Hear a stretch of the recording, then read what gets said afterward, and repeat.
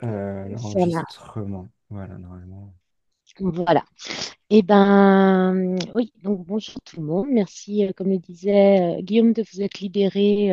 Si vous n'aviez pas vu le Save the Date dans la newsletter, c'était un peu juste comme, comme warning. Donc, ouais, vous avez vu, on enregistre la présentation, donc j'espère que ça pose de soucis à personne. L'idée, c'est de pouvoir la rediffuser comme on avait fait avec les autres présentations. Je sais plus, je crois qu'elles sont sur le site internet, le petit update qu'on avait fait la dernière fois aussi. Donc, pour ceux qui connaîtraient pas le projet BI Data, là, on va faire un petit update technique, mais donc juste pour rappeler un peu les contours. Nous, l'objectif qu'on a, donc dans le cadre de l'infrastructure France Boy Imaging, il est un peu triple. Le premier, c'est d'accompagner la transition la gestion des données vers les mésocentres régionaux, ou en tout cas ce qui s'en rapproche le plus. Et donc ça, c'est lié à une incitation ministérielle, etc., mais qui est lié aussi à une espèce de mutualisation des ressources pour pas mal de raisons, dont écologiques. Le deuxième objectif, c'est de s'assurer que les données qui sont produites sur nos plateformes soient compatibles avec l'archivage à long terme. Et donc, l'archivage à long terme, il se fait dans notre schéma sur des entrepôts publics. Donc, en l'occurrence, il y en a deux principaux dans notre domaine, Bioimage Archive, qui prend toutes les données publiées sans sélection, et l'IDR, hein, qui est plutôt pour les données dites de référence. Donc là, les données sont sélectionnées en fonction de leur intérêt, etc. Et donc, tous ces entrepôts-là, ils sont gratuits, mais elles demandent des métadonnées. Et donc, l'objectif, nous, c'est qu'on s'assure que les données qui sont produites sont suffisamment documentées en respectant les standards du domaine, de manière à pouvoir être prêtes à être déposées sur ces archives-là. Et donc, le troisième objectif, bah, c'est aussi de faciliter, on va dire, la vie de la donnée. Euh, Pierre m'a dit plus sur les données, à faciliter le partage, etc. Et tout ça en essayant de mutualiser au maximum les efforts et de diminuer l'effort du personnel de plateforme là-dessus, par exemple sur la gestion des comptes, etc., ou sur la maintenance du système, et de le faire grâce à l'équipe FBI Data. Donc, je ne sais pas si je vais laisser la parole à Guillaume qui pourra compléter cette introduction. Voilà. Un petit point peut-être juste de ce qu'on a fait cette année, avant que Guillaume parle, c'est qu'on a mis en place des référents data dans tous les nœuds FBI. Donc, si vous ne connaissez pas vos référents data, n'hésitez pas à vous envoyer des mails, si vous n'ont pas contacté, etc. C'était difficile de tout gérer nationalement et les référents data savent très très bien ce qu'on fait et faire remonter aussi les infos. C'est vraiment leur rôle. Donc, n'hésitez pas à les contacter. C'est aussi un rôle financier dans les relations qu'on a avec Mudis Forales de l'équipe ex de l'IFB. Et l'autre point, c'est qu'aussi, on a testé dans deux centres, on a eu des bêta-testeurs, donc c'est pareil. Si ça vous intéresse, n'hésitez pas à nous contacter. On va avoir besoin de bêta-testeurs pour la solution. Voilà, c'est juste pour vous motiver à regarder la présentation jusqu'au bout, parce que vous allez voir que c'est très intéressant. Merci et je laisse Et Guillaume la juste sur le parole. format, comme on enregistre, on s'est juste dit qu'on garderait peut-être les questions à la fin. Comme ça, les gens qui regardent la vidéo, ils peuvent éventuellement regarder tout et puis on prendra toutes les questions à la fin plutôt. Voilà. Merci beaucoup, Emmanuel et Perrine. Ouais. Bon, du coup, je vais rentrer maintenant que vous avez le cadre. Je vais rentrer rapidement dans le vif du sujet. Je vais pas faire un historique complet du projet et je vais pas revenir très longtemps en arrière, mais surtout m'arrêter sur les avancées, euh, ce qui nous a occupé et pourquoi ça prend du temps de mener à bien ce projet en respectant ses attendus. Juste rapidement, les membres du projet qui travaillent, je m'excuse pour le E tréma de Raphaël qui est pas dans une police pas supportée. Voilà, donc ça c'est l'équipe FBI Data qui participe, pas tout le monde à 100% sur le projet, mais tout le monde participe à 100% sur le projet. Donc il y a Guillaume, il y a moi-même, pardon, Théo et Marc qui sont à 100%, puis ensuite les autres ont des implications diverses. Il y aura quatre aspects. Donc, je vais vous présenter où on en est, le point, et puis après la roadmap, je reviendrai sur chacun des aspects. On reviendra sur chacun des aspects pour la roadmap. Le premier aspect qui a un aspect important et chronophage, mais nécessaire, on va dire, c'est l'aspect homologation de sécurité. Et donc là-dessus, je vais laisser Théo prendre la parole, s'il Tout m'entend. à fait. Ouais. Vous m'entendez? Ouais. Super. Dans le cas d'homologuer tous les systèmes d'information qui sont déployés donc, dans le cadre du CNRS, c'est un chantier qu'on a démarré assez récemment, mais sur lequel on a déjà beaucoup avancé. Donc cette obligation légale, c'est à la fois beaucoup de travail pour nous, mais en même temps, je pense quelque chose de très positif, parce que ça nous permet de prendre du recul sur ce qu'on est en train de faire et d'implémenter des règles de sécurité dès la conception du projet. Ce qui est quand même un avantage. Le processus d'homologation, très rapidement, il est comporté de 4 phases. Une première phase d'auto-évaluation, une phase d'analyse des risques qui sera dans notre cas faite par un prestataire extérieur, une phase d'audit qui en fait est séquencée en plusieurs audits, un audit de code, de configuration, d'architecture et un audit organisationnel, et enfin une phase de remédiation qui en fait permet de boucher les trous qui ont été trouvés dans les étapes précédentes. Aujourd'hui, on a déjà passé la phase d'auto-évaluation. Est-ce que tu peux passer à la slide suivante?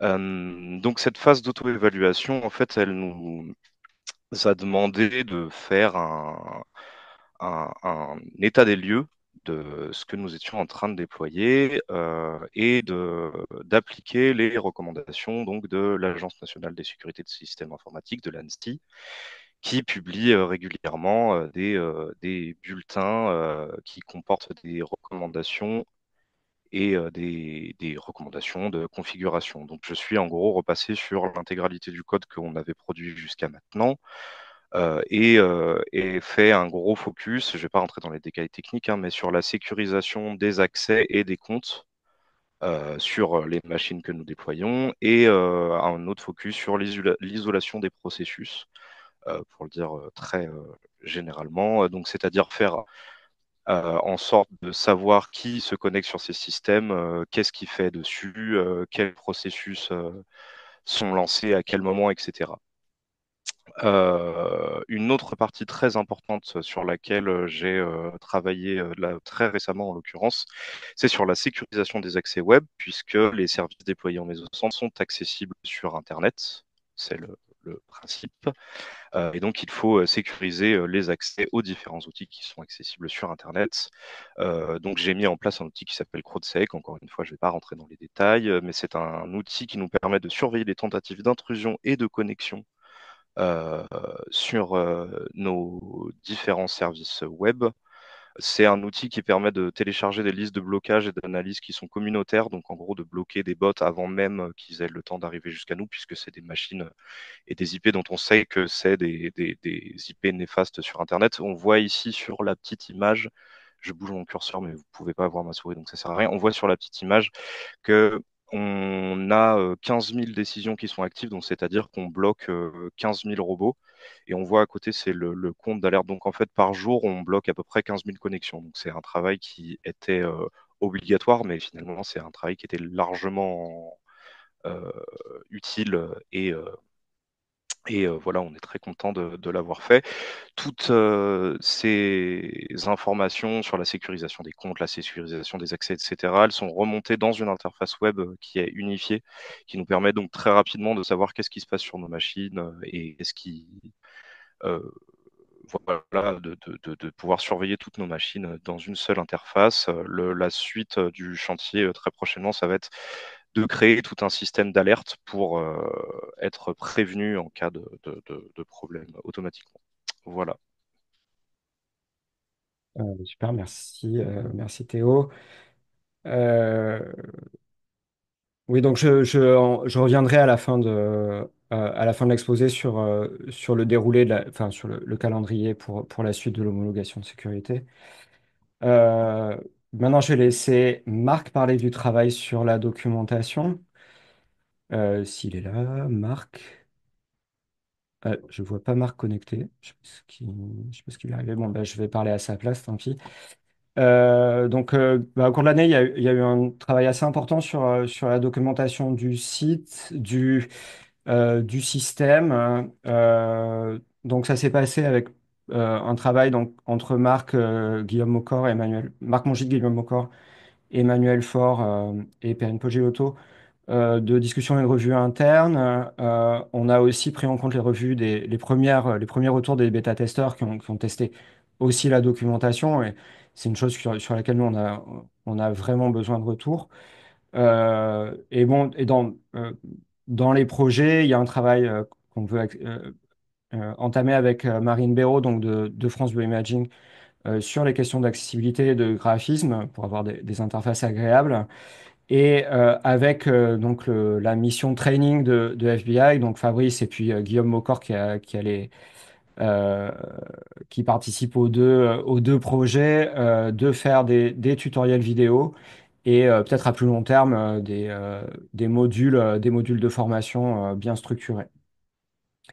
Donc là, la restructuration de la documentation a été faite là, assez récemment avec trois étapes, trois grands chapitres de vue d'ensemble du système, documentation pour les utilisateurs, une documentation pour les bêta-testeurs, encore une fois, là, pour vraiment dire aux gens qui veulent tester le système ce qu'on attend comme retour, et enfin une documentation administrateur et développeur qui est plus en construction, on va dire, parce qu'elle est un peu plus complexe à écrire, et elle est moins nécessaire urgemment, on va dire, même si elle est nécessaire tout à fait. Voilà, donc on a parlé de sécurité, on a parlé de développement. Le point sur les déploiements dans les nœuds, avant de parler du code des évolutions du système lui-même. Euh, alors, il y a 10 nœuds FBI. On a eu l'opportunité l'année dernière, donc, comme vous le savez, d'acheter 10 machines qui vont servir de serveurs tampons, donc de serveurs de collecte de données au niveau des nœuds et au niveau des plateaux techniques.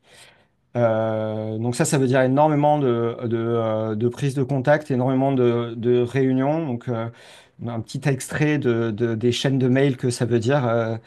10, 10 sites, 30 interlocuteurs par site, voilà.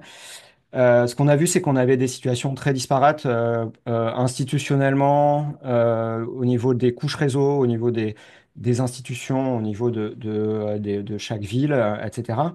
Des états d'avancée de chacun sur sa gestion de données, tout ça. Par contre, il y a beaucoup de bonne volonté, c'est-à-dire qu'à chaque fois qu'on a discuté avec des gens, on avait des interlocuteurs qui étaient très motivés pour accueillir la solution et nous prêter main forte. Donc ça, c'est euh, très positif et très agréable par ailleurs. Donc un point sur les déploiements dans les nœuds. Donc à Nantes et Montpellier, le service est ouvert en test. Hein, je précise, il n'est pas ouvert à tout le monde, on n'a pas le droit, tant qu'on n'est pas homologué sur le point de vue de sécurité. À Marseille, le mésocentre est identifié et le tampon est prêt, donc on n'est pas loin de pouvoir ouvrir le service. Dans les autres villes, donc à Toulouse, Bordeaux, c'est le cas aussi à Rennes, pour Rhône-Alpes, Île-de-France Sud et Strasbourg, les mésocentres sont identifiés.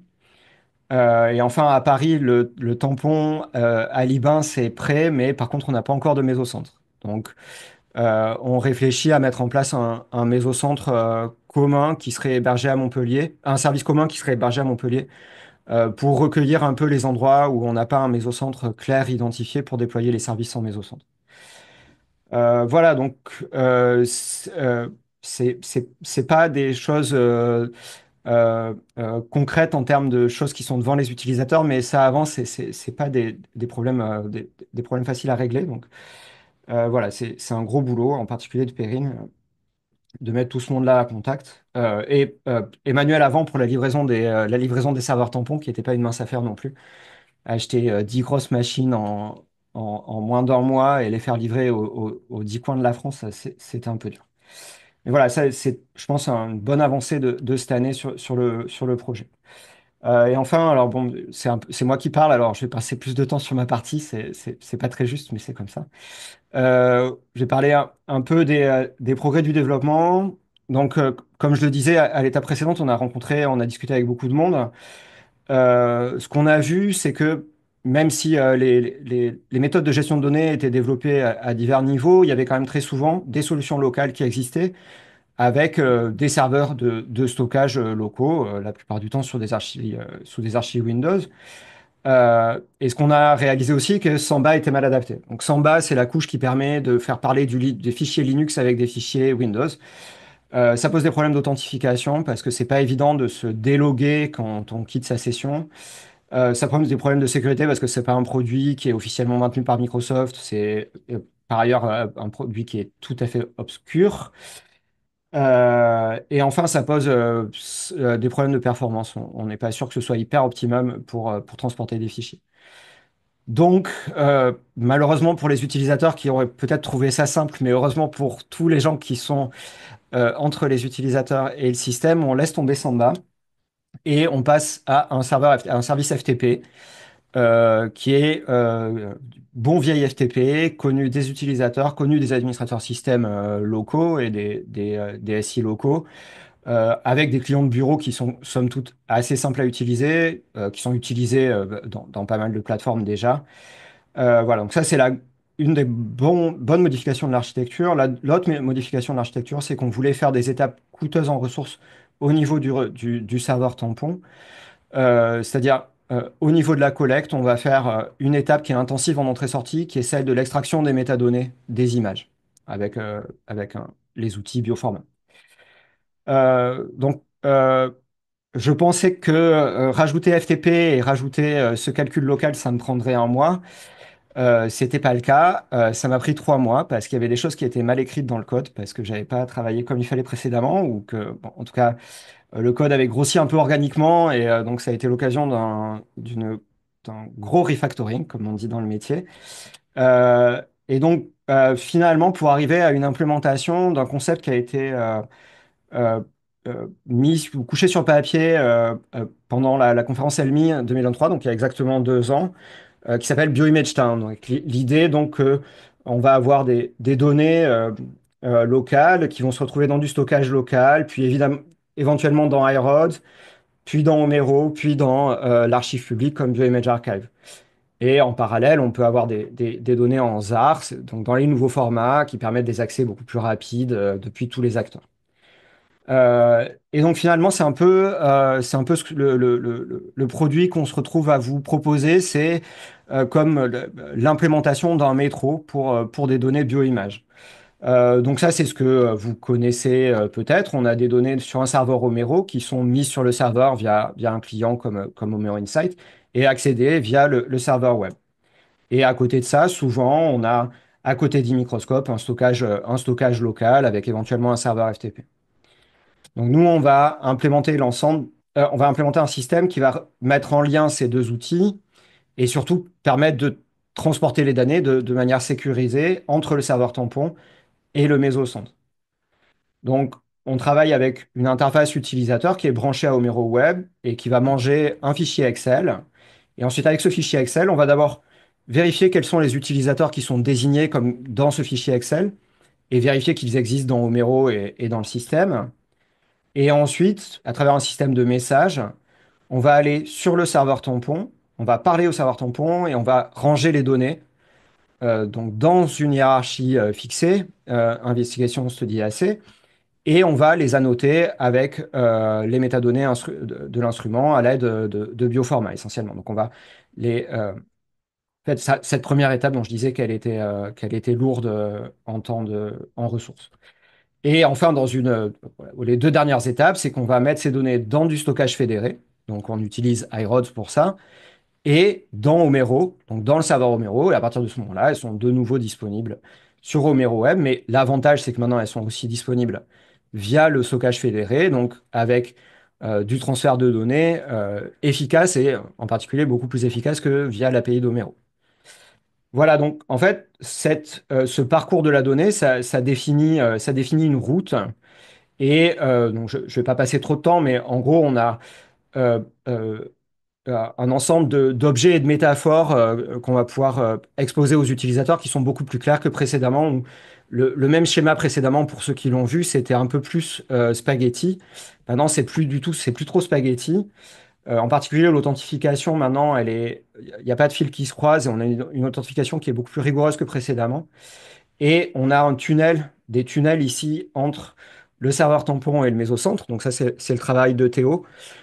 C'est ces tunnels qui font qu'il faut qu'on passe par l'homologation de sécurité. Même si tout le monde est obligé, nous, on est obligé encore plus que les autres, parce qu'on veut précisément pouvoir venir au plus proche du microscope et aller jusqu'au mésocentre. C'est pour ça que ici, il faut que qu'on soit sûr. Voilà. Donc ça, c'est ce qui est en place à Montpellier actuellement, ce qui sera en place à Montpellier à la fin de la semaine, si je veux être tout à fait honnête. Ça marche aussi un petit peu plus virtuellement à Nantes. Donc, ce qu'il y a à retenir sur ces évolutions du code, c'est qu'il est plus modulaire et plus adaptable, hein, qu'il est plus sûr que la version précédente, encore une fois, parce qu'on a vraiment mis l'accent sur la sécurité aussi dans nos développements. En particulier, on a vraiment des authentifications fortes à toutes les étapes d'entrée dans le système. On a simplifié le fichier Excel. Le fichier Excel avait il fallait mettre des adresses euh, un peu bizarres dans les cases pour dire d'où venaient les données. Maintenant, on va juste dire les données viennent de la plateforme MRI au CRBM et c'est tout. Et elles veulent aller au Méso de Montpellier. Et alors pour les plus aventureux d'entre vous, donc je disais que l'API de haut niveau avait évolué et on a un bac à sable Docker donc dans le code où on peut monter une version simplifiée du système chez soi sur sa machine et tester cette version simplifiée du système avec des notebooks Jupyter.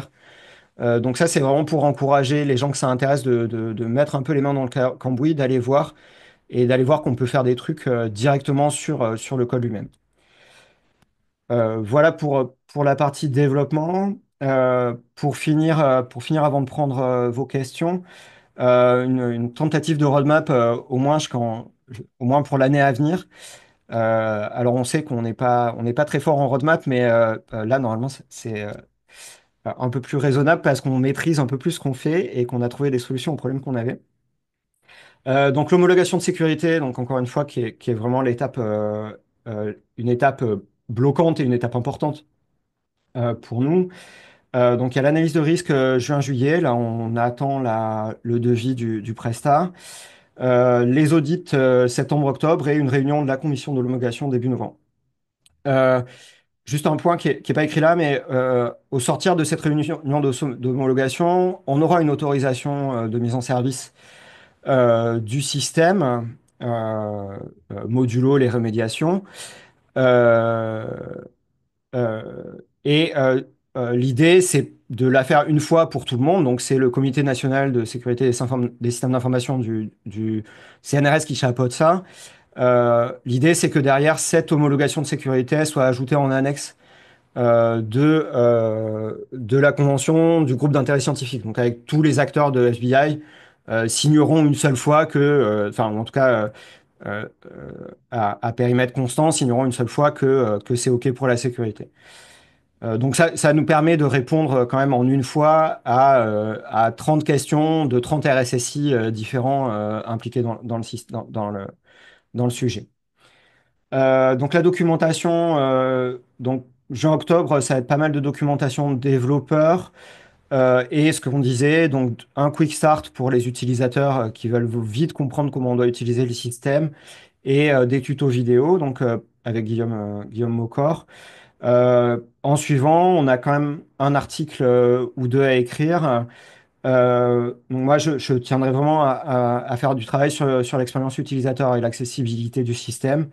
Et bien sûr, on va continuer l'animation communautaire. Donc en particulier, on vient à Mifobio rencontrer tout le monde, etc. Il y a bien sûr un travail de formation qui va devoir être mené, qui est un chantier auquel on réfléchit, mais qu'on n'a pas vraiment ouvert encore et qui va pas être trivial. Sur les déploiements, donc juin-octobre, à Nantes et Montpellier, on va pouvoir mener des tests assez poussés avant l'ouverture au public, du coup, qui attend l'homologation, encore une fois. Donc là, l'idée pour les bêta-testeurs, c'est ce qu'on propose, c'est de faire des tests en présentiel. C'est-à-dire de faire des sessions de test où l'un d'entre nous est à côté de la testeuse ou du testeur et regarde ce qu'il fait et répond directement aux questions. On a essayé en asynchrone, mais c'est moins facile parce que soit il faut relancer les gens, soit les gens se motivent pas. Donc on se dit si on bloque 2 heures avec les testeurs, on est sûr que ça va avancer. En attendant l'homologation de sécurité, rien ne nous empêche par contre de commencer à prototyper, à faire des essais, notamment des couches réseau et des couches basses du système dans les autres nœuds. On peut commencer à travailler sur un service qui est fermé avant l'homologation. Euh, Idéalement, en novembre, une fois qu'on a le tampon et l'homologation de sécurité, on appuie sur Play et on déploie dans tous les nœuds. Je pense qu'en pratique, ça va prendre un peu de temps, notamment parce que c'est difficile de faire ça sans que nous, on se déplace physiquement pour expliquer ce qui se passe aux acteurs sur le terrain. Pour le code, donc je vous disais que maintenant on faisait prendre des routes ou des chemins aux données. Essentiellement, ça va consister à développer des nouveaux chemins. Le premier, c'est celui où on importe depuis Homero. Donc, quand on utilise par exemple, Homero Insight pour mettre des données directement dans Homero, bah, nous, il faut pas qu'on se contente de les mettre dans Homero, il faut qu'on les reverse ensuite dans le stockage fédéré dans iROT. Donc, ça, c'est le premier travail qu'on va faire normalement avant l'été. Le deuxième, qui est vraiment important et sur lequel on veut aller vite, c'est de rendre les données accessibles sur un service Jupyter Hub. Donc ça se fera à Glycide, donc en situation réelle. C'est pas nous qui hébergeons les notebooks, c'est le mésocentre de Nantes qui héberge les notebooks et on donne des outils haut niveau pour aller dire, bah, je veux aller récupérer toutes les données de tel study et les appliquer à ce notebook-là, quoi. Donc exposer, commencer le travail sur le calcul. Et enfin, moi, le truc que je suis pressé d'essayer, mais il faut faire tout le reste avant parce que c'est le reste, enfin, on est obligé de faire tout le reste avant, c'est de pouvoir enfin utiliser OMESAR. Et donc là, par rapport au schéma précédent, on remplace iRods par du stockage S3 et les données dans leur format propriétaire par des données en OMESAR. Et donc là, c'est vraiment pour moi la solution essentielle pour les très grosses données. Je pense que la solution précédente, enfin la solution existante pour les très grosses données va être très sous-optimale, on va dire. La solution MESAR pour les très grosses données va être vraiment optimale. Pour le calcul aussi, ça simplifie énormément de trucs. Parce que pour le coup, en OMESAR, on n'a pas besoin de faire une copie sur le Scratch. On peut directement aller chercher les données dans le S3. Voilà, et dernier point, c'est de faire du calcul donc, sur cluster. Euh, donc à partir de septembre, je ne sais pas quand on arrivera là. Donc ça, c'est en particulier en collaboration avec Arthur Masson et Charles sur Bioimage IT. Et puis en voyant aussi, voilà, il dit bonjour. Et en voyant aussi tout ce qui est Nextflow et tout ça. Voilà. Voilà, alors les remerciements sont beaucoup plus courts que ce qu'il faudrait parce que si je commence à mettre des noms chez les gens, j'oublie du monde. Donc. Mais d'abord les référents data parce que vraiment ils ont un rôle important vu la topologie du projet. Les bêta-testeurs à Nantes et à Montpellier, testeurs et testeuses. Nos interlocuteurs SI et RSSI qui nous voient arriver, et qui ont les cheveux qui se dressent sur la tête et puis qu'après veulent bien nous écouter et faire avancer les choses. On n'a pas reçu de nom de refus fermé massif, ce qui est agréable. Et voilà, les communautés microscopie, bioimage et sciences ouvertes nationales, bien sûr, et internationales, puisque on a beaucoup d'aide de la communauté Open Microscopy notamment. Voilà, j'ai tenu une demi-heure, donc on a tenu une demi-heure. Merci et on peut répondre à vos questions maintenant. Ouais. Et je peux enfin, lire les questions si tu Ouais, veux.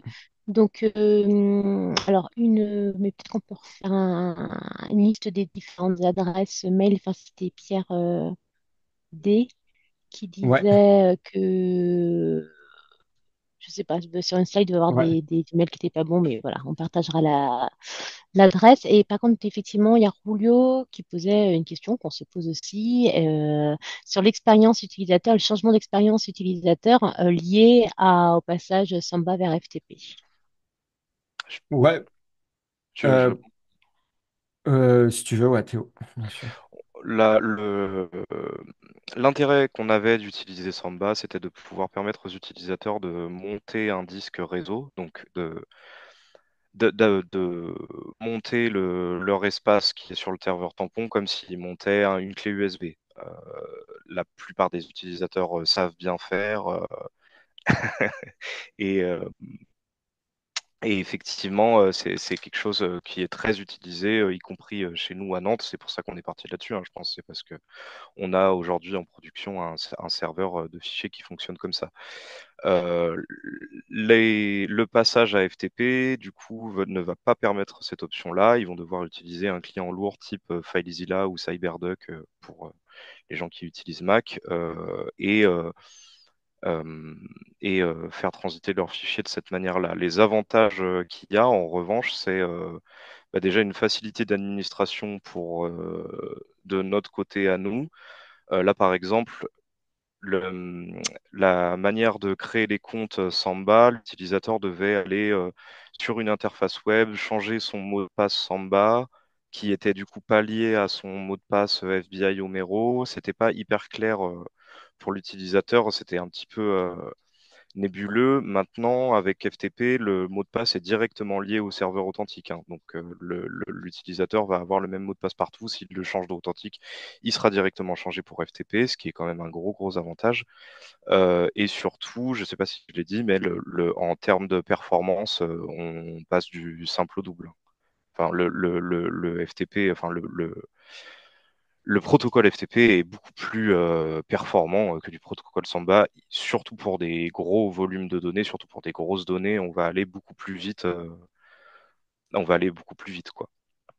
Ouais, Donc, pour résumer tout ça, les inconvénients, c'est que effectivement, c'est moins simple à utiliser. On n'est plus en train de juste brancher une clé USB sur son PC, sachant que FTP n'est pas très complexe à utiliser et que je pense que la plupart des biologistes ont quand même déjà eu affaire à FTP. Et les avantages, il y en a plein. Et c'est surtout que c'est plus performant, mieux maintenu. Voilà, et puis juste le dernier inconvénient de Samba, parce que maintenant on déteste Samba. Non, on détestait déjà Samba quand on essayait de s'en servir. Non, en particulier, c'est très compliqué une fois qu'on a monté le disque, si on quitte la machine, le disque il reste monté, sauf si on a des sessions par utilisateur sur les machines et que les utilisateurs se déloguent. Donc on voyait venir qu'on allait se retrouver avec des données d'autres gens sur des montages de l'utilisateur A qui aurait des données de l'utilisatrice B, etc. Euh, donc ben, voilà, on aura des tutoriels détaillés sur les adresses qu'il faut mettre, etc. On espère que ça va bien se passer. Mm. Et après, Euh, c'est ce qu'on disait, c'est le principe aussi du retour d'utilisation. Ouais. Si on se rend compte qu'il faut développer une interface spécifique ou autre, voilà. Ouais. Oui, voilà, après Mm. on verra.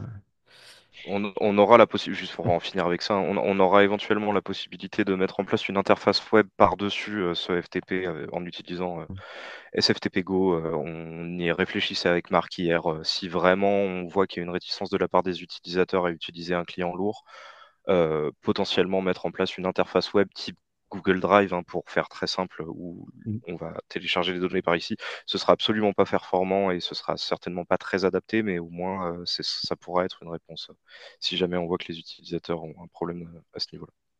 Il Ouais. y a Rulio qui a levé la main. Ouais, Rulio, je t'en prie. c'est juste pour ajouter, je comprends en fait tout à fait les problèmes et je vois aussi qu'effectivement, Samba, ça apporte des avantages pour l'utilisateur parce ils connaissent déjà en fait, c'est transparent. Est-ce qu'il n'y a pas des extensions du système opératif pour pouvoir faire les FTP apparaître comme un système de fichiers autre? Je sais pas, par exemple, comme dans le Mac, On- on peut se connecter à un serveur SFTP et ça apparaît exactement comme clé USB, essentiellement. c'est possible, c'est possible. Si ça existe, c'est certainement pas très performant. Je sais pas si on peut Ok, faire du fuse avec du FTP. Je me le note. ok. Et parce que je vois deux cas d'utilisation, c'est nous on a des utilisateurs qui traitent leurs données avec par exemple Imaris. Ouais. Et c'est donc ce que j'ai envisagé, ce que j'avais dans la tête, c'était que ces utilisateurs pourraient utiliser les montages Samba pour traiter les images avec Samba, pardon, avec Imaris, et une fois qu'ils sont finis, faire le transfert. C'est une sorte de pré-processing, je sais pas comment.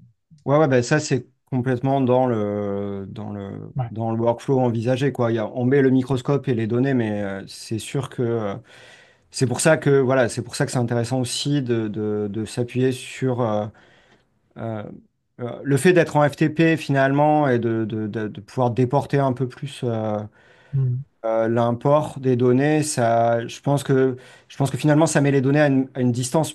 Enfin, ça met le point de collecte à la bonne distance par rapport à du Samba qui était finalement trop près du microscope et de l'utilisateur. Là, je pense qu'au contraire, Ouais. le fait qu'on ait une démarche qui soit un peu séparée de ma gestion de fichiers normale, de mon Ouais. workflow normal d'acquisition et de pré-traitement et de pré-analyse d'images, je pense que Ouais. on espère que Ce- c'est un peu plus clair. Cette étape de traitement, Imaris pourrait pas être fait dans les serveurs tampons. Disons. Pas pour l'instant. Si Pas ça pour doit être fait, l'instant. ce sera plutôt au Meso avec des machines virtuelles. Autrement, avec, donc plus On tard, est après l'import. ouais, Ouais. plus tard après l'import. OK. Donc ça, c'est quelque chose auquel on réfléchit, qu'on a envie de faire, mais qui est pas, Mhm. bah, c'est pas la priorité parce que c'est un problème plus compliqué que le calcul encore Ouais. et il faut déjà qu'on règle les problèmes de calcul. Mhm. Euh, J'en ai discuté à Trends in Microscopy avec les gens de Huygens qui n'étaient pas super heureux de se dire qu'ils allaient vendre une licence pour 300 utilisateurs et pas 30 licences pour 10 Et utilisateurs. Donc, carrément, ouais. il y a aussi des questions il y a aussi des questions pour pour les aspects propriétaires, il y a des négociations qui Ouais. vont pas être complètement Ouais. triviales à mener, je Ouais. pense. Ouais. Euh, je fais la suite des questions.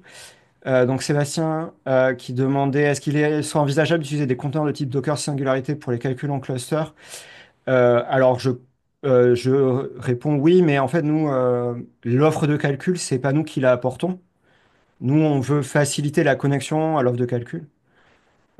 Donc, dans le cadre de l'offre de calcul, il faudra, a priori, à moins qu'on travaille vraiment de manière très proche avec eux, même, les données seront au même endroit, dans la même salle, mais il faudra quand même faire une copie sur le Scratch comme font les bioinformaticiens, parce que on pense que ça va être difficile d'accéder directement aux données en lecture pour faire le calcul.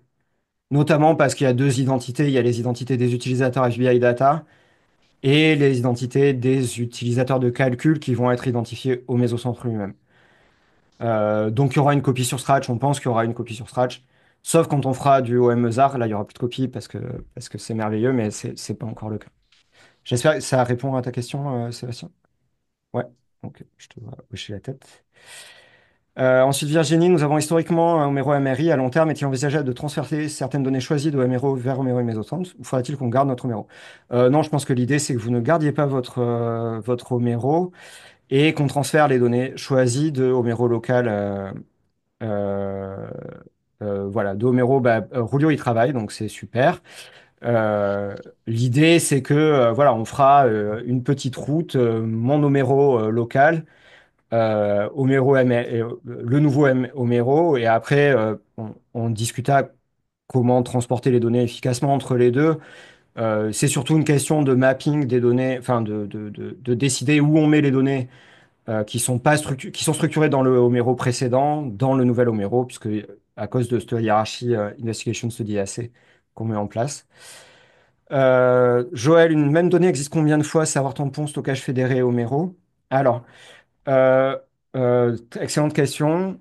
Euh, euh, Entre le stockage tampon et le stockage fédéré, une fois qu'on est sur le stockage fédéré, en fait, pardon, les données sur le partage fichier, elles n'ont pas, elles ont pas de raison de rester longtemps en fichier pur sur le serveur tampon. Donc, elles vont être rapidement transportées dans le stockage fédéré. Donc, euh, mise dans iRods, initialement dans une ressource iRods locale au serveur tampon, mais après on peut faire de la réplication vers le stockage fédéré. Donc, l'idée, c'est que là, on a Aerods, donc on optimise le transport. Donc là, c'est Aerods qui fait le boulot et on optimise le transport selon les contraintes locales. En particulier, il y a des fois où les gens vont pouvoir dire, oui, je veux bien que mes services soient au mésocentre, mais par contre, nous, on a un data center institutionnel qui est là, qui est établi, qui marche bien et dans lequel on a 3 pétaoctets disponibles. Dans ce cas-là, et donc ça, c'est fait de manière plus transparente dans la nouvelle version du système. Dans ce cas-là, on pourra dire, ben, on met les données à cet endroit-là. Homero accède aux données via le stockage fédéré, en fait, via la vision objet du stockage fédéré. Donc, Homero ne possède pas de données, il n'y a pas il y a pas de copie des données pour le serveur Homero. Il accède aux données via un montage NFS, enfin, via un outil qui exporte en NFS les données, enfin, qui montre à NFS, pardon, la hiérarchie du stockage fédéré. Donc voilà, en gros, ça dépend combien de copies il y a, mais à un moment, il y a 2 copies, le temps que le stockage fédéré soit répliqué comme il faut ou soit transporté comme il faut au méso, et puis on peut enlever du partage.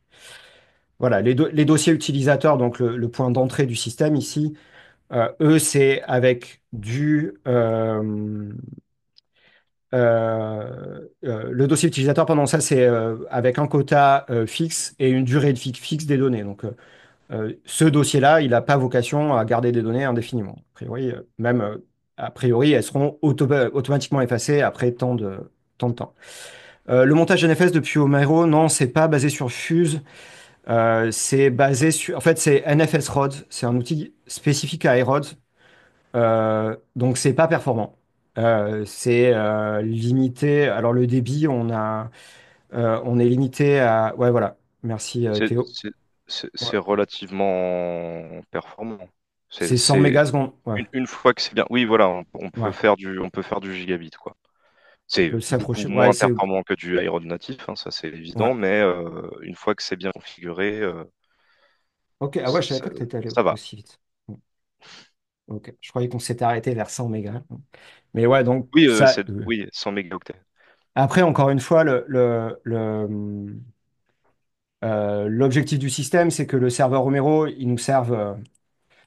Ici, le web client, le débit va être suffisant pour voir les données depuis le client web. Euh, Ah L'idée, oui, voilà, c'est bon, J'entends, c'est ouais. revenu. pardon. Ah, pardon, vous m'aviez perdu. Bon. Ok. Excusez-moi. Alors, j'espère que vous ne m'avez pas raté trop longtemps.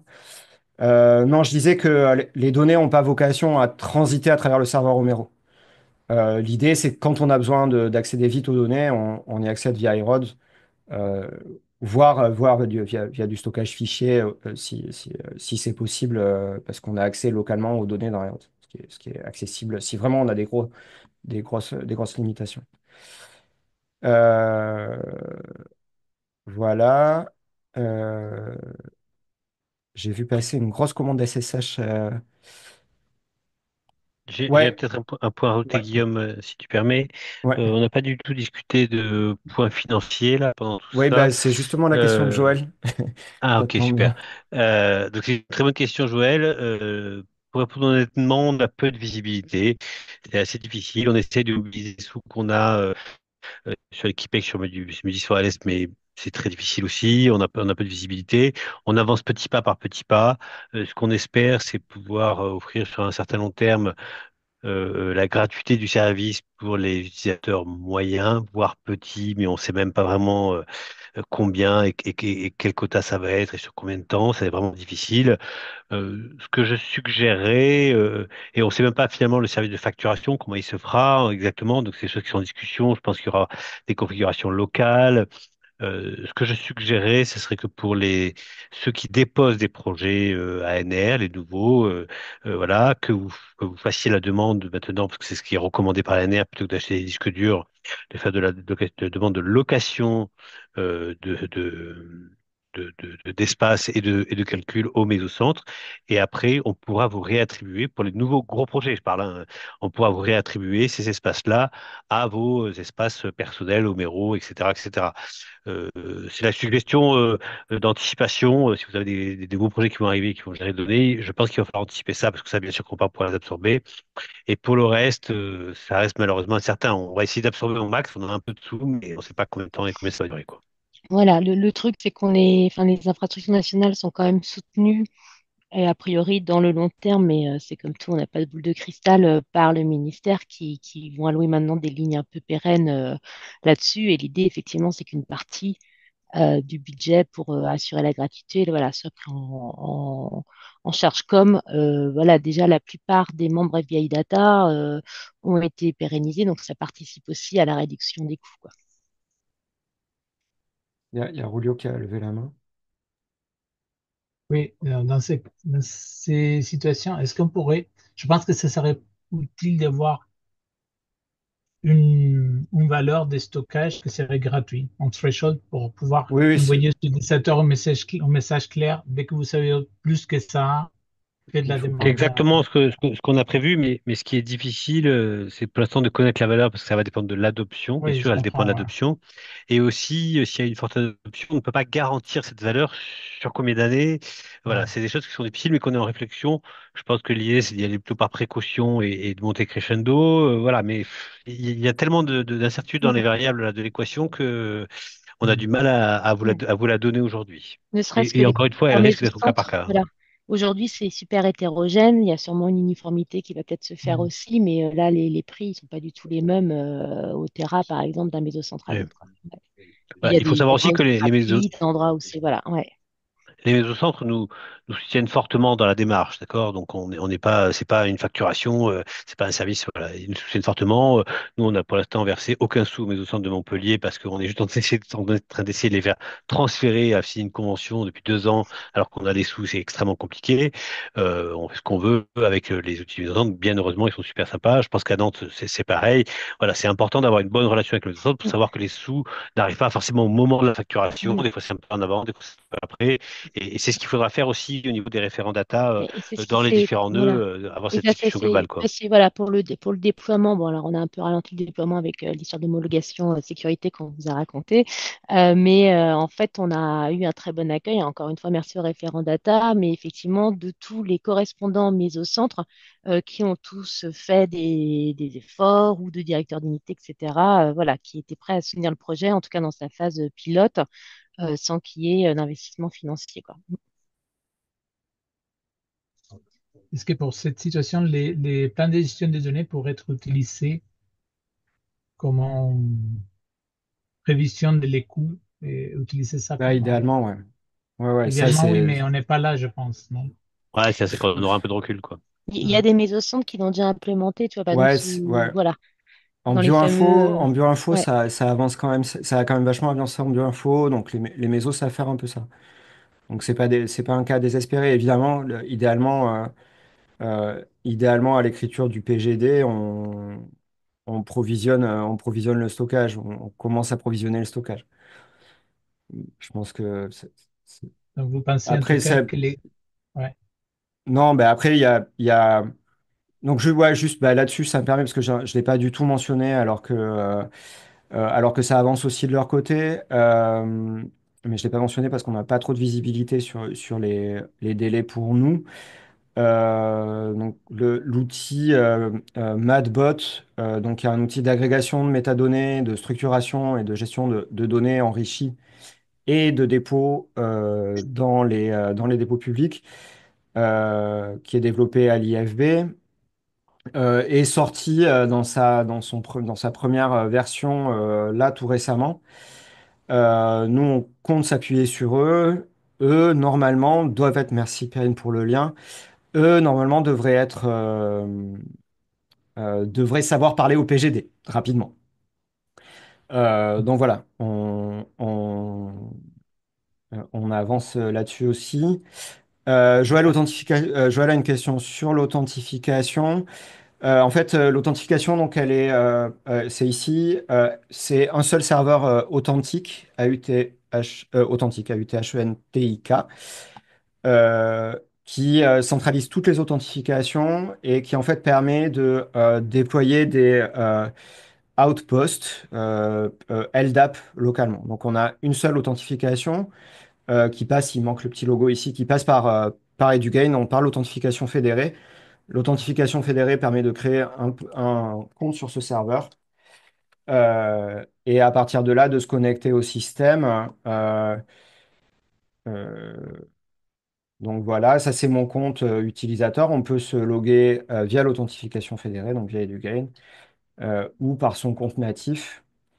Et à partir de là, on a accès aux différents outils du système. Malheureusement, tous les outils ne supportent pas. Merci Virginie, à bientôt. Tous les outils supportent pas l'OIDC. Donc, par exemple, pour Homero, on est obligé d'avoir un compte. Mais par contre, ça fonctionne, quoi. Voilà. Oui, c'est transparent pour l'utilisateur quand c'est géré Oui, par et pour, pour- Data. pour l'utilisateur, c'est transparent. Sachant qu'on veut, dès qu'on peut Tout à faire de fait. l'authentification au IDC, c'est-à-dire qu'il faut juste être connecté quelque part à son compte de l'université sur sa machine pour pouvoir se connecter au service, on le fait. Mais pour Romero, en l'occurrence, et pour iRod, c'est pas possible. Voilà. Ouais, Euh, Julio. J'ai une toute petite question. C'est pour revenir à l'histoire des quotas gratuits. Vous Ouais. pensez, je ne sais pas si on va pouvoir être d'accord sur ça, je pense, que cette quota gratuite serait par projet de recherche, plutôt que par Alors, utilisateur, par équipe, alors pour détailler ça, moi je dirais qu'il faut un peu de quota par utilisateur pour que l'utilisateur puisse ne serait-ce qu'expérimenter. Après, ce qu'on a décidé, c'est que dans notre annuaire d'utilisateurs, il y aurait des utilisateurs identifiés comme PI, comme chef d'équipe ou ouais, directeur, meneur de projet, on va dire. ouais, Et donc chaque investigation, donc ici par exemple JCB 2009, c'est une investigation. Chaque investigation doit avoir dans ses propriétaires un PI qui est identifié comme ouais, le PI de l'investigation. Et du coup, nous, ça nous permet derrière bah, de requêter toutes les données dont cet utilisateur-là est ouais. propriétaire et d'avoir tout. Une Euh, seule personne identifiée comme voilà, c'est la personne qui va, en gros, c'est la personne qui tient les cordons de la bourse qui va facturer. Ce que nous a dit le MESO, c'est que, en gros, si la personne envoie un mail au MESO avec nous en copie en disant bah, je voudrais acheter 10 Tera pour Homero FBI, pour le MESO, c'était un workflow qui marchait, quoi. En gros, le MESO facture directement à l'utilisateur ou l'utilisatrice. Nous, on est au courant et on augmente le quota et les sous sont attribués directement sur nos espaces au MESO, quoi. Ça, c'est un mode de fonctionnement qui, a priori, fonctionnerait. Enfin, merci. Qui pourrait être satisfaisant, en gros. Bon, après, il faut expérimenter en pratique les cas. Il y a toujours des corner cases, etc. Mais on pense que comme ça va pas trop mal marcher, ouais. a priori Avec, par voilà, en investigation. demande. Voilà. Oui, voilà, en disant à FBI, en disant au référent data ou au responsable de nœud ou je ne sais pas quoi, Ouais, filez-nous la liste, les mails de tous les PI ouais. trucs et s'il y a un nouveau PI qui arrive, ça Ouais. arrive peut-être 10 Ok. fois par an à l'échelle du territoire, mais c'est pas non plus. Ouais. Et du coup, la facturation, elle est déportée, elle n'est pas au niveau de Voilà. FBI, elle ne serait pas au niveau de plateforme non plus, elle serait au niveau du mésocentre dans ces cas Ouais, d'usage. Et eux ont l'habitude, ils ont un gros service de facturation Mm. fait exprès, donc ça faciliterait quand même la tâche. ouais, C'est un modèle idéal, il faudra le mettre en pratique et voir les limites, mais c'est un peu l'idée, quoi. c'est ça. Ouais. Ouais, c'est bien. Joël, donc encore avec une question pertinente. Alors, est-ce que j'ai la carte? J'avais la carte au début. Euh, a priori, alors oui, bon, euh, oups. Euh, en fait, normalement, il devrait y avoir un mésocentre par nœud, France 2 Imagine. Voilà, ça passe pas par l'UGAP. A priori, on va éviter les intermédiaires externes. Donc normalement, il faudra un mésocentre par nœud France Bioimaging. Euh, euh, Moi, je suis d'accord que ce serait intéressant de consolider ça et d'avoir peut-être que 2 ou 3 mésocentres. Euh, Actuellement, la commande, c'est celle-là. Je pense que pour des raisons institutionnelles et politiques, c'est important de répondre à cette commande-là. Merci Arthur. Donc pour l'instant, on déploie un mésocentre dans chaque nœud FBI. Sachant qu'en Rhône-Alpes, il y en aura peut-être 2 parce que enfin à Grenoble, il y a un mésocentre. À Lyon, il y a 2 mésocentres. Enfin, c'est un peu complexe.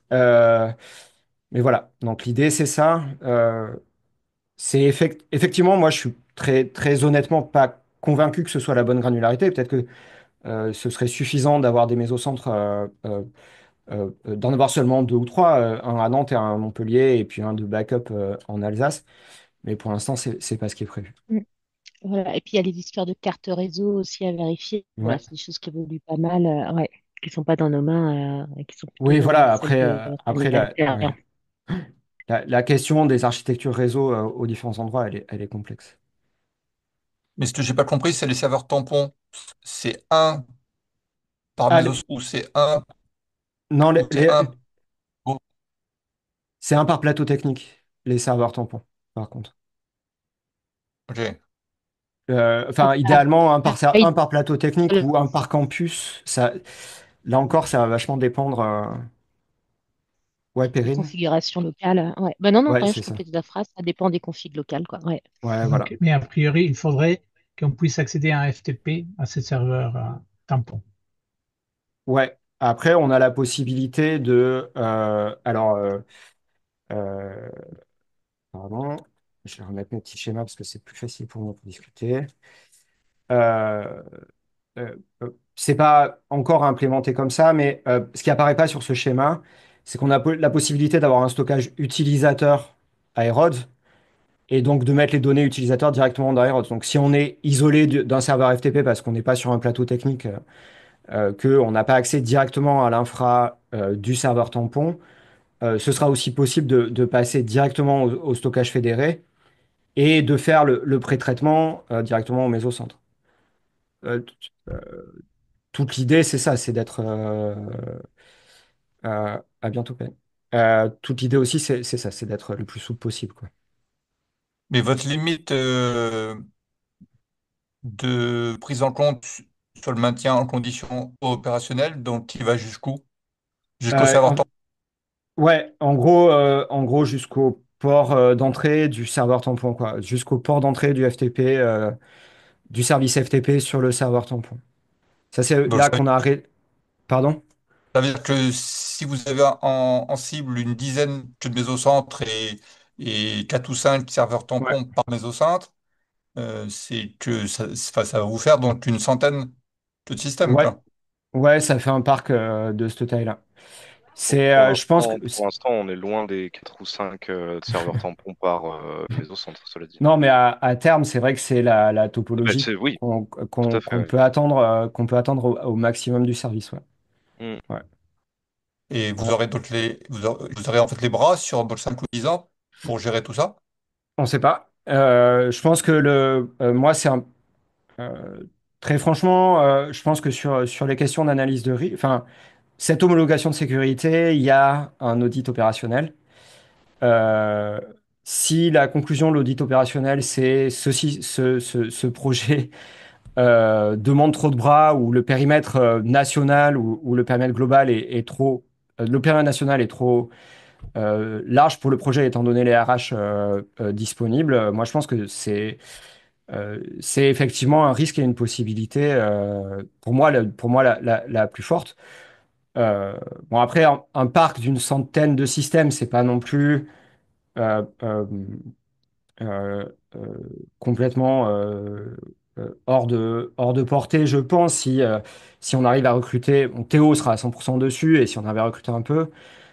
Après, on automatise et on fait beaucoup, beaucoup d'intégration continue et d'automatisation euh, pour, euh, pour avoir des systèmes qui sont très, très homogènes. En gros, Ouais, mais partout. sur un plan en fait environnemental, ça va être une centaine que de systèmes qui seront pas sur les mêmes réseaux, qui seront pas sur les mêmes courants électriques, qui seront pas sur les mêmes Oui, oui, clims, tout à fait. Ouais, ouais, enfin, ouais, ouais. donc qui sont dans en fait 100 lieux physiques en fait distincts. Alors, oui, oui, quasiment. Oui, c'est de cet ordre-là. Ouais. Ouais, ouais. Et ça, c'est C'est l'enfer, ça. Ça, c'est l'enfer c'est ce total, qu'on ça. Enfin, c'est ce qu'on nous a demandé. Enfin, je pense que c'est la solution. Après, euh, euh, peut-être qu'une solution pour remédier à ça, c'est que l'administration du serveur tampon, elle soit déportée à des acteurs locaux qui sont prêts à prendre cette charge de travail.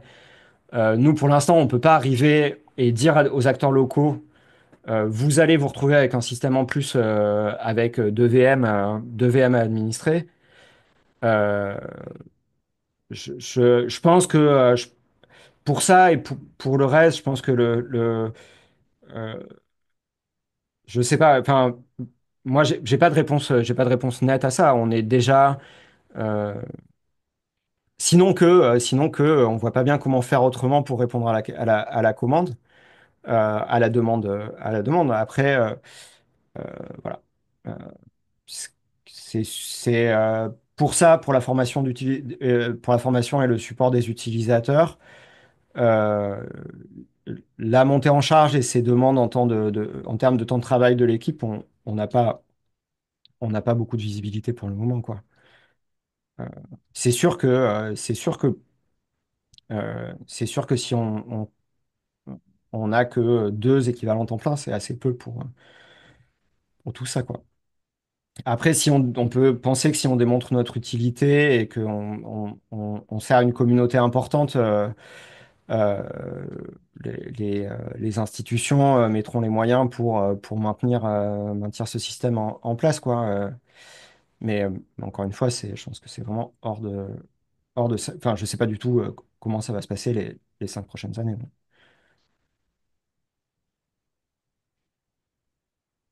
Je pense que voilà, nous, on fait ce qu'on peut pour que ce soit le plus léger possible. Après, euh, euh, par rapport à ce que tu disais de réseau de réseau et de système électrique et tout ça, les serveurs tampons, ils sont généralement en hébergement sec quelque part. Les fluides du serveur tampon, c'est pas notre problème. Normalement, puisque voilà, normalement ils sont hébergés en hébergement sec dans des data centers locaux ou ou dans les plateaux techniques. Euh, le réseau, Ils sont dans des salles ouais. serveurs déjà existantes. On va pas Oui, la poser plupart. de Oui, serveur voilà. tampon sur un bureau quelque part. Ça, par Oui, contre, voilà. On va pas racker un serveur nous. Enfin, on va pas. Oui. Mm. Ouais. Est-ce que c'est mieux environnementalement? Bah, a priori, oui. On fait un truc qui fait euh, euh, on fait un truc qui fait qui s'occupe que des données. On va aller remplir les disques. C'est l'avantage de fédérer le stockage, c'est que les disques sont remplis, quoi. Et 300 disques remplis à 80%, enfin remplis à des degrés divers de remplissage, 310 d'un giga, c'est beaucoup moins efficace euh, que, euh, que ce qui est que comment le stockage est géré dans le mésocentre, dont c'est le métier, quoi. Parce que s'il Euh, faut compter l'impact environnemental oui, oui, c'est ça. des données qui sont perdues. Parce Oui, que voilà, là imagine-toi, on bon Python, oui. ça c'est un coût qui n'est jamais pris en compte Oui, alors que et qui 80% est des assez données fort. générées sont jetées faute de gestion raisonnée. Ouais. Et 70% là, ça touche une enfin, stockées sans infrastructure. servir. Oui. Ouais. Non, non, là, l'idée, c'est d'avoir des données utiles. Je pense que ça, c'est effectivement, tu as raison. Et aussi, la Alors, la donnée est question sur... réutilisée parce que c'est accessible. Bon, ouais. Alors, la question sur le scanner CZI, peut-être qu'il faut envoyer... le mieux, Pierre, pour répondre, c'est d'envoyer d'envoyer ça sur Forum ImageSC, qui sauront répondre. Parce que moi je ne sais pas. Euh, alors, sur la sécurité des données, sur les stockages fédérés, donc les mésocentres, en tout cas de Nantes et Montpellier, sont homologués en sécurité. Je sais que le stockage à l'ISDM est protégé contre le ransomware, contre les rançongiciels. Donc, il y a vraiment une protection contre le cryptage. Euh, Là encore, nous aussi, on s'assure qu'on fait tout ce que. Donc, au niveau de l'ISDM, c'est en tout cas géré aussi bien que possible et c'est homologué. Euh, L'ISDM, ils sont même. Alors, je ne sais pas si c'est le cas pour Glycide, mais. Ah, ben merci, Marine. Euh, à l'ISDM, ils sont même homologués données de santé. Donc, ce qui n'est pas notre cas, et nous, on ne transporte pas de données de santé. Donc, je pense qu'en termes de sécurité des données, on est plutôt plus, le système est plutôt plus costaud que des données euh, que des données dans des labos, même si les labos aujourd'hui euh, font travaillent à sécuriser leurs données et que certains bon, enfin, le, ce qui est sûr là-dessus, c'est que le paysage est rude en ce moment sur ces aspects-là, quoi. On se fait attaquer et on connaît bien, on connaît bien des labos qui se sont fait attaquer récemment, là, et c'est, c'est pas facile. Je pense qu'en tout cas, au niveau du mésocentre, ils sont plutôt plus costauds par rapport à ça que, en particulier parce qu'ils ont les RH pour, hein, les ressources humaines pour faire face à ça. Voilà. De mon point de vue, je pense que c'est un point quand même assez important, c'est-à-dire que c'est quand même donc l'éternelle de question, c'est que plus tu concentres des données, Ouais, plus tu dis aux gens qu'il faut faire donc un effort pour mettre leurs données dans un processus qui leur échappe, plus quelque part tu portes une exactement. responsabilité sur les données, quoi. Bien sûr, bien sûr. C'est pour Et ça, donc, enfin, je pense, ouais, cet entonnoir, voilà, c'est qu'il faut le maîtriser, quoi. Parce que là, exactement. aujourd'hui, ça devient vraiment très chaud, quoi, quand même. Ouais, ouais, ouais, ouais. Bah, je pense que c'est pour ça que enfin, je pense que c'est pour ça que l'homologation avec l'analyse de risque, je veux dire, nous derrière, on pourra être complètement transparent voilà, sur les risques, ceux qui n'y sont pas, ceux qu'on a corrigés, et comme disait Sébastien Kita là, de la CNSSI du CNRS, les risques qui sont là, mais qu'on ne peut pas mitiger, quoi, qu'on peut pas régler parce que simplement c'est pas possible. Euh, donc c'est sûr. Après, je pense que en faisant une démarche explicite, transparente, puis un vrai travail d'analyse, on s'assure déjà que bah, voilà, on fait notre mieux en tout cas, voilà. Je sais pas comment. Et de notre mieux, c'est sans doute mieux que des données qui se baladent dans des disques USB ou sur des clés ou sur les ordis particuliers des utilisateurs, je pense. Non, mais enfin, ce qui en fait change tout, en fait, c'est l'échelle, quoi. C'est-à-dire que Oui, bien sûr. si, si en fait une personne perd ses données, c'est Oui, c'est pas grave. plus que si c'est 1000 personnes, quoi. Non, c'est sûr, c'est sûr. Mais ouais, encore une fois, je pense que je pense que le méso, enfin, je pense que dans le méso, elles sont vraiment très à l'abri, quoi. Et je pense qu'elles sont mille fois plus à l'abri. En gros, je pense que si on regarde le taux de perte de données actuel, si on regardait le taux de perte de données actuel par utilisateur, le taux de perte de données utiles et le taux de conservation de données inutiles par utilisateur, je pense que nous, on peut améliorer ce ratio quoi, du flux de données entre le microscope et un stockage, et le stockage utile ou le stockage chaud des données. Voilà. Sachant que nous, on conseille finalement à la fin du processus d'aller mettre les données dans l'archive publique où elles sortent de notre juridiction. Et pour la petite histoire, cette archive publique, donc c'est Bioimage Archive, les données de test qu'on utilise actuellement, là, elles viennent de données publiées en 2009 par l'équipe dans laquelle j'étais en postdoc. Donc, Ces données-là, c'est de la Lunar Fission, c'est des données qui sont stockées depuis 16 ans dans Bioimage Archive que j'ai pu retrouver parce que c'était des données fer et ouvertes. Je pense que, voilà, je pense que je suis d'accord que la concentration augmente le risque. Maintenant, elle augmente aussi le degré d'exigence et le degré d'attention à la sûreté des données. Et je pense que ça compense largement l'augmentation du risque. En tout cas, de mon point de vue. Ouais.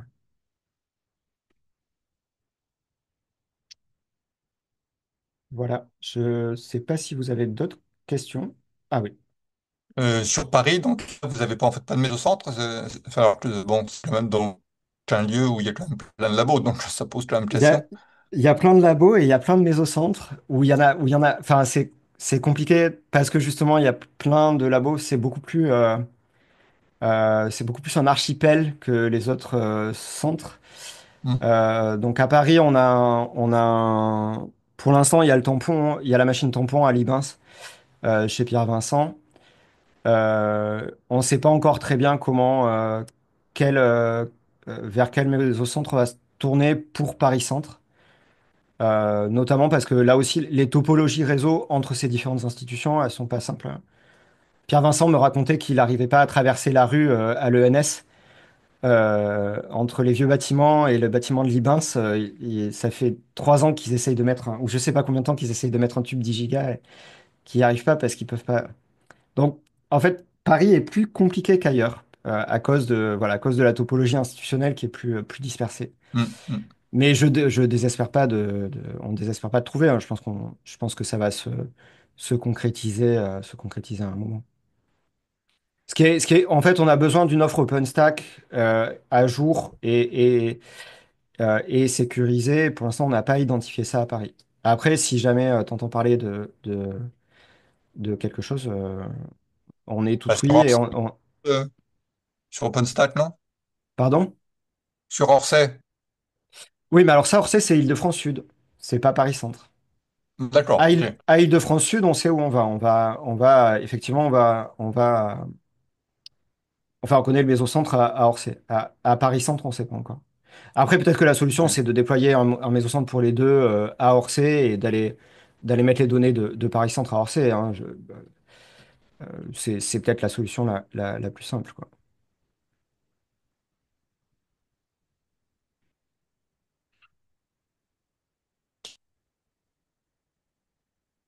Sur Paris Centre, je pense que ça va pas bouger, hein. C'est que euh, sur ce que je vois que de mon siège, donc tout en bas de l'échelle, j'ai l'impression que c'est le brouillard total, quoi. Enfin, rien ne Ouais, bouge, il y a peu d'acteurs, enfin, enfin, comparativement à il y a 10-20 ans, c'est vraiment c'est le néant total, hein. Mm. ok. Bah, peut-être, après, c'est des choses qui changent, euh, qui peuvent changer, j'imagine, mais ouais. Non, pour l'instant, c'est vrai qu'on ne sait pas trop où on va, mais enfin, où on pourra aller à Paris pour le méso. Après, effectivement, peut-être qu'on peut discuter sur la base de, pour l'instant, on s'héberge à Orsay et tout ça une fois qu'on aura déployé pour Orsay. Il faut vraiment qu'on discute de ça. J'ai été coupé, je pense, un peu. Ok.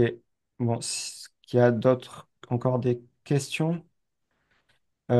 N'hésitez pas du coup à écrire à data@france-bioimaging.fr si vous avez des questions ou des suggestions ou si vous voulez être volontaire pour être .org, pardon, France-bio-imaging, France-bioimaging.org.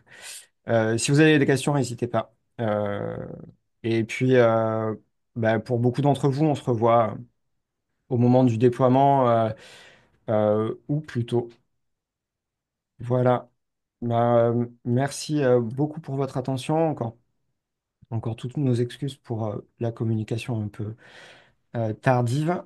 Et voilà, il y aura sans doute un prochain séminaire. Alors, je ne sais pas si on fera quelque chose avant les vacances d'été, mais en tout cas à la rentrée, peut-être cette fois-ci en anglais pour attirer enfin pour s'adresser vraiment à un public très très large de présentation de la solution. Voilà. Je vais arrêter là cette présentation. et euh, vous remercier. Et je pense que l'enregistrement n'a plus marché parce que j'ai été déconnecté. Ah non, si, c'est bon. Bonne fin de journée à tous et à très bientôt. Au revoir.